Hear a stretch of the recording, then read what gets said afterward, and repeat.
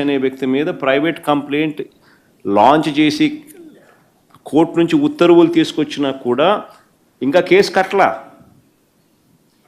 అలాంటి ఆయన బాధలో భాగస్వామిని అవుతూ నేను మా పార్టీకి సంబంధించిన మా వాళ్ళ ఇంటికి నేను పోవడం తప్ప అని అడుగుతా ఉన్నా.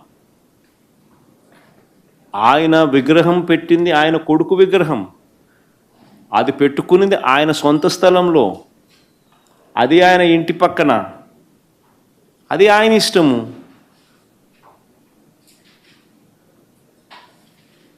ఈ విషయంలో నేను పోవడం ఏ రకంగా తప్పు అవుతుంది? అలా పోవడం ఒక తప్పు అన్నట్టుగా కర్ఫ్యూ వాతావరణం తీసుకురావడం అనేది తప్పు కాదా? అలా పోవడం తప్పన్నట్టుగా ఆ పోయిన ఆ ఏ ఇంటికైతే నేను పోయానో ఆ ఇంట్లో ఉన్న పెద్ద ఆయన, ఆ వెంకటేశ్వర పెద్ద ఆయన మీద కేసు పెట్టడం ఎంత మటుకు ధర్మం ఇది? అంటే డెమోక్రసీలో ఉన్నామా లేదా? ప్రజాస్వామ్యం లేదు రాష్ట్రంలో, రెడ్ బుక్ రాజ్యాంగం నడుస్తూ ఉందని చెప్పడానికి ఇదొక నిదర్శనం.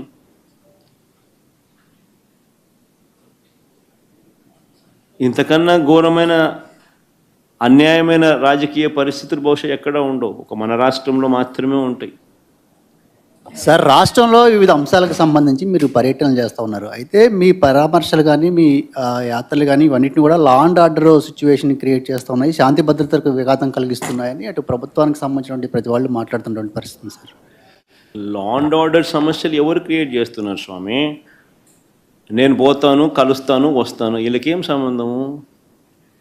రైతు